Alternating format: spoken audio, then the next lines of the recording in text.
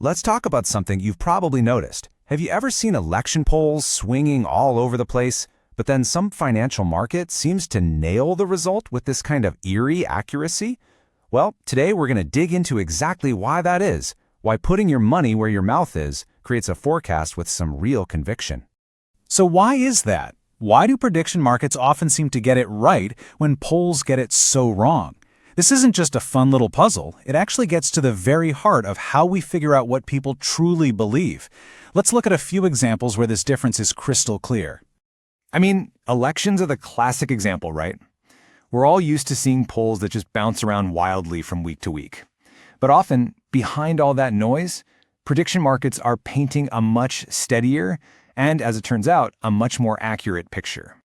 But hey, it's not just about who's going to win an election. This same thing happens in the world of finance. A perfect example? All that buzz around the crypto ETF approvals. The markets seem to have sniffed out the regulatory decision way before any official announcement was made, baking that probability right into the price. And you see this pattern pop up again and again, from global conflicts to big policy changes. So what's really going on here? What's the secret sauce that's driving this difference? To figure that out, we got to look under the hood. All right, here's our game plan. We'll start with the basics, polls versus markets. Then we'll get into the real power of incentives and crowd intelligence. We'll also get real about when markets can and do fail. And finally, we'll land on the biggest takeaway of all, the huge difference between a simple opinion and true conviction. Okay, first up, polls versus markets. Think of these as two completely different ways of trying to see into the future. And this slide right here, this gets to the absolute core of the difference. A poll basically asks you, hey, what do you think is going to happen? But a market asks a totally different question. It asks, what are you willing to bet is going to happen? One is just measuring what people say, while the other is measuring what people believe with enough conviction to back it up with money. So let's really think about what a poll is capturing for a second. It's just a snapshot of what people say at a particular moment in time. And, we all know people can be a little unreliable. They might want to sound a certain way, they might just be guessing, or they could totally change their minds tomorrow. But here's the crucial part. There is absolutely zero cost to being wrong in a poll. Markets, on the other hand, are a different beast. They quantify what people believe and turn it into one cold, hard number. It's actually pretty simple. If a contract that pays out $1, if something happens, is trading at 65 cents, well, the market is signaling to you that it thinks there's a 65% probability of that thing happening. It's like this living, breathing probability engine that's updating in real time. And this idea leads us directly to the engine that makes it all work, the incentive advantage. This is all about the incredible power of having real skin in the game. This quote just nails it. Markets align truth with money. When your own cash is on the line, suddenly the desire to be correct becomes way, way stronger than the desire to just voice an opinion. The difference couldn't be more clear. In a poll, what's the cost of being wrong? Nothing. Zero. Zilch. In a prediction market, it's a real, tangible loss of capital.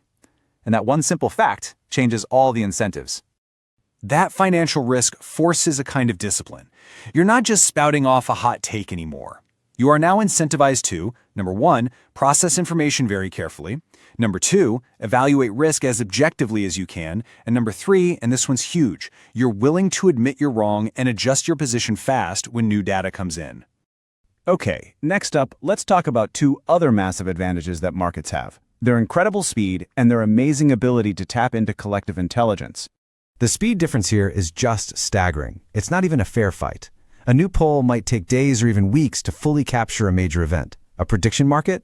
It adjusts in seconds. The moment a news story breaks, the price moves to reflect that new reality. So who is actually driving these super fast price changes?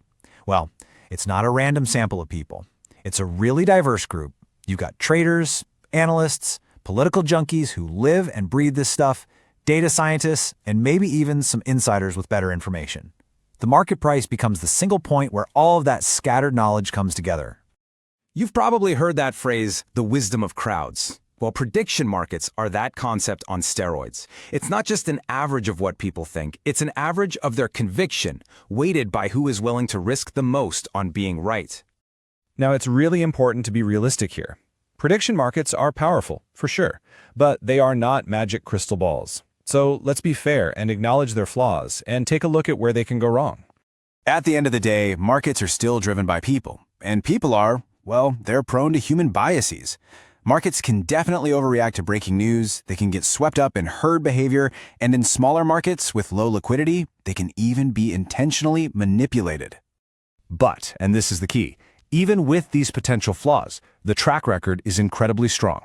When a market is liquid, meaning it has enough money and enough participants to be robust, it is consistently proven to be a forecasting tool that rivals and often flat out outperforms the polls.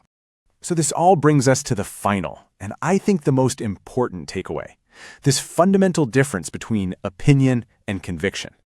If you remember just one thing from this whole explainer, please make it this. Polls measure what people say. That's opinion. Markets measure what people are willing to bet on. That's conviction. And that makes all the difference in the world. So while prediction markets aren't perfect, their real power comes from filtering out all the cheap talk and isolating what people genuinely believe. And that leaves us with a really fascinating question for the future. As these tools get better and more widespread, what other complex problems are we going to be able to forecast